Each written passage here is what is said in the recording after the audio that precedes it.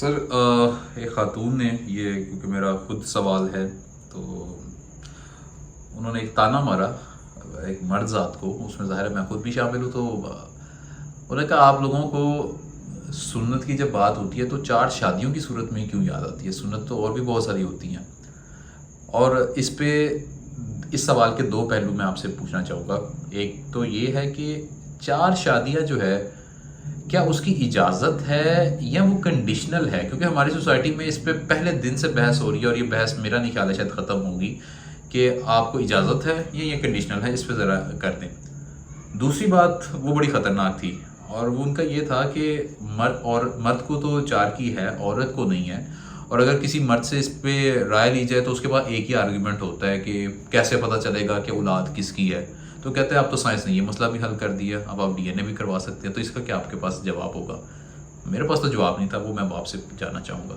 اچھا، جو پہلی بات یہ ہے کہ اس خاتون نے جو کہا کہ جی مرد 4 شادیاں کرتا ہے تو اسے سنت یاد آتی ہے یا شریعت یاد آتی ہے مردوں کو، تو یہ اس کی کم علمی کی بات ہے۔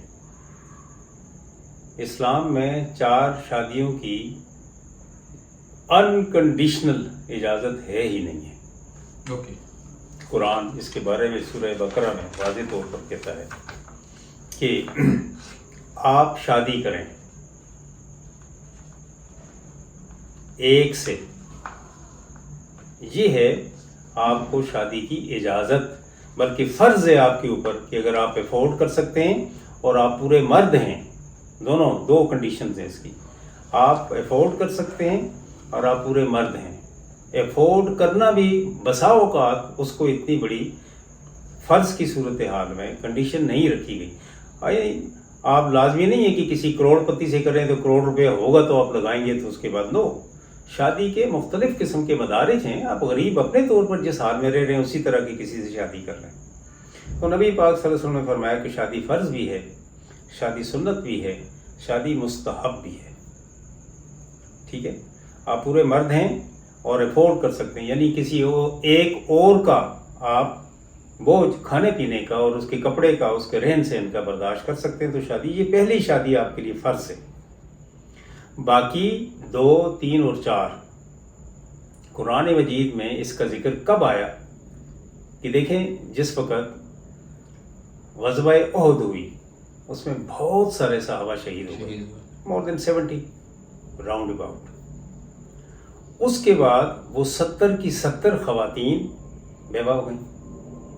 اب بیوہ ہو گئیں وہاں پر، تو نبی پاک صلی اللہ علیہ وسلم نے خود اس سال 3 خواتین سے شادی کی،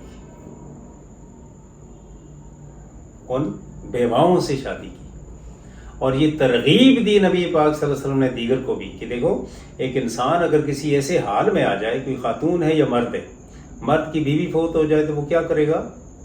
اس کو شہوت کی ضرورت ہے نا اپنی زندگی گزارنے کے لیے، اور اللہ تعالیٰ نے اس کو آپ کے کھانے پینے کے بعد تیسرے درجے پر انتہائی قسم کی لذت والا معاملہ رکھا ہے۔ ٹھیک ہے، اس کے بغیر نہیں رہ سکتا اگر وہ مرد مکمل ہے تو۔ عمر کی باتیں الگ ہو جاتی ہیں، پھر اس کو ضرورت ہے، اب وہ اپنی ضرورت کیسے پوری کرے گا؟ یا تو گناہ کرے گا یا پھر اس کے لیے کوئی راستہ ہونا چاہیے۔ اگر مرد کی بیوی فوت ہوئی کیا کرے گا وہ شادی کرے گا نا۔ اسی طرح عورت کا خامد فوت ہو گیا ہے تو اس کے لیے کیا؟ اب عورت کے لیے، مرد کے لیے یہ ہے کہ وہ کسی اور کا محتاج تو نہیں ہے نا، خود کفیل ہے، غریب ہے یا امیر ہے تو خود کفیل۔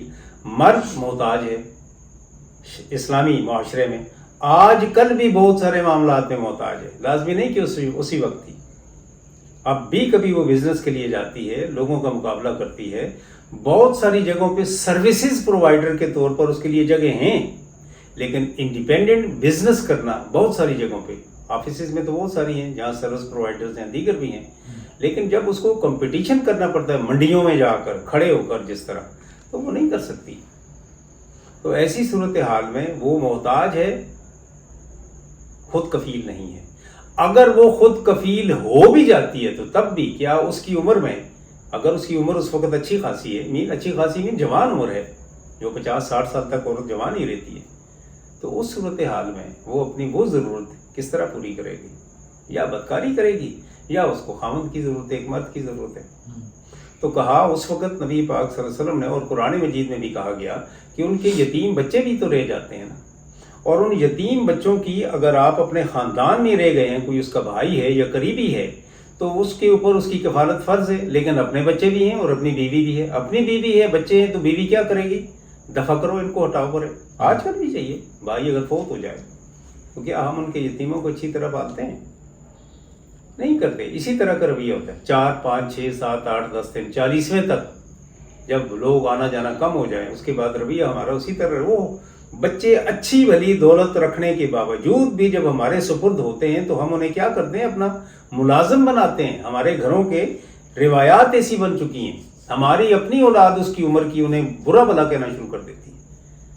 تو اللہ تعالیٰ نے کہا کہ وہ یتامہ جو ہیں ان کی کفالت آپ پر فرض ہے. اور اگر آپ کسی وجہ سے ان یتیموں کی کفالت نہیں کر سکتے ہو تو ان یتیموں کی ماؤں کے ساتھ شادی کر لو. 1 2 ایک تو پہلی ہو گئی ہے ساری, ایک نہیں, 2 3 اور 4. یہ کنڈیشن ہے ان حالات کی وجہ سے. جنگیں آج ہو جائیں, ایٹم بم چل پڑے, عورتیں مرد سارے ہو جائیں گے. لیکن اگر مرد اسی طرح کنونشنل وار میں آ جاتے ہیں اور وہ میدان جنگ میں مارے جاتے ہیں, جیسے آج کل مارے جاتے ہیں یا ہو رہا ہوتا ہے سارا کچھ ہمارے راؤنڈ اباؤٹ, پوری دنیا ہر وقت جنگ میں ہوتی ہے. ہم یہ کہتے ہیں جنگ میں نہیں, وہ جنگ میں ہوتی ہے. جنگوں کے اندر کے حالات اور واقعات تبدیل ہو چکے ہیں, لوگ مرتے ہیں. ایسی صورتحال میں کیا آپ کریں گے؟ اپنی عورتوں کو معذرت کے ساتھ بدکاری بھی چھوڑ دیں گے.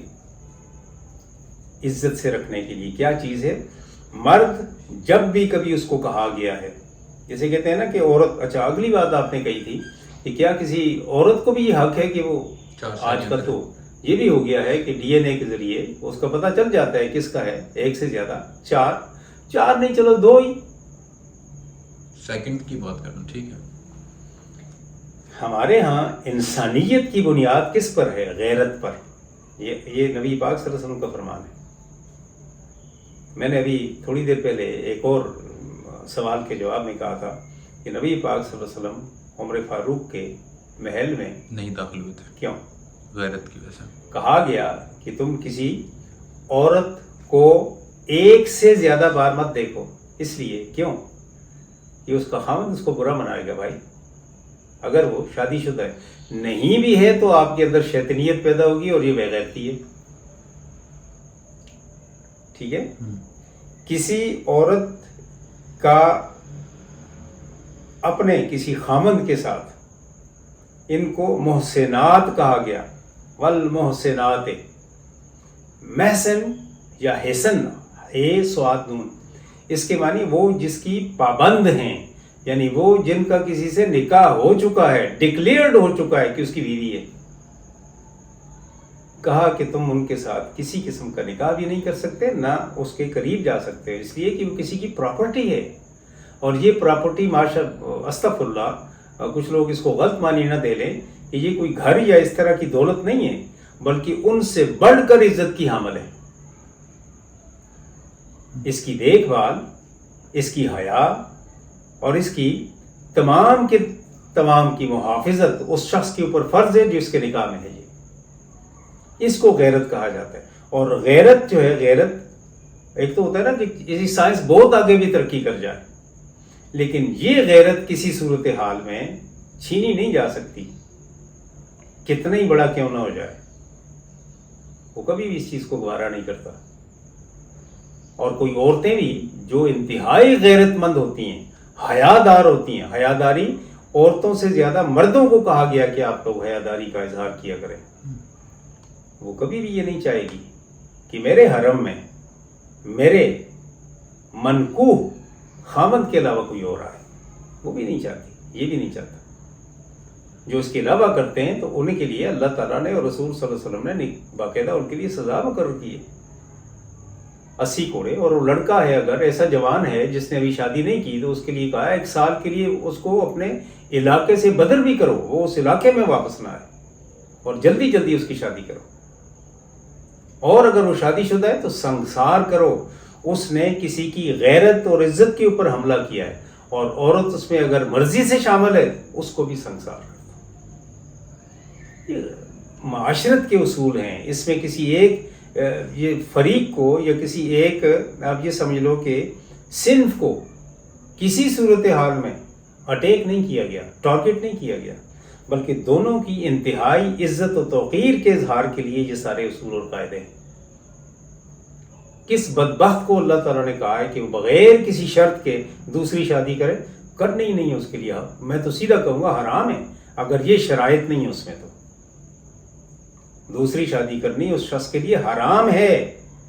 جو شخص ان شرائط کے بغیر شادی کرتا ہے کہ ان خواتین کا جو بیوہ ہو گئی ہیں یا ان بچوں کی کفالت کا, یہ قرآن کہہ رہا ہے ہمیں, قرآن.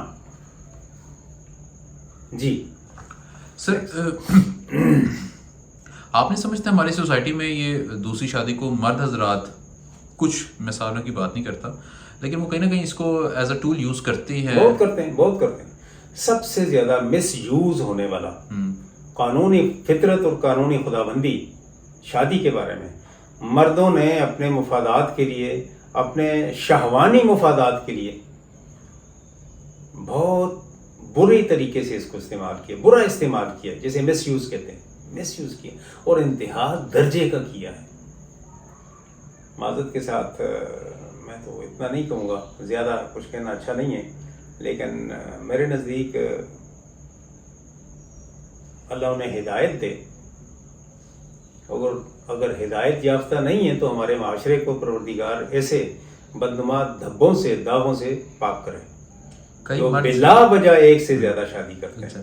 اور کہا بھی گیا ہے کہ آپ اگر انصاف کر سکو تو پھر یہ بھی کہا, انصاف کیسا ہے بھائی, جو ایک کے لیے وہی دوسرے کے لیے, دوسری کی پسند کے مطابق, وہ پسند نہیں کرتی تو دوسری کی اسی کوانٹٹی میں, اسی مقدار میں, اسی قیمت میں کون کر سکتا ہے.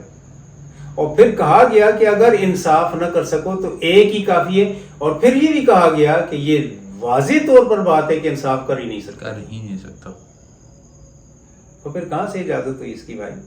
یہ تو ایک شرط پہ منحصر ہے, شرط پہ. جب ایسا کبھی واقع ہو جائے, خواتین کی تعداد زیادہ ہو جائے اور بچے بھی رہ جائیں ان کے, تو پھر ان کی کفالت کو مد نظر رکھتے ہوئے آپ شادی کر سکتے ہیں.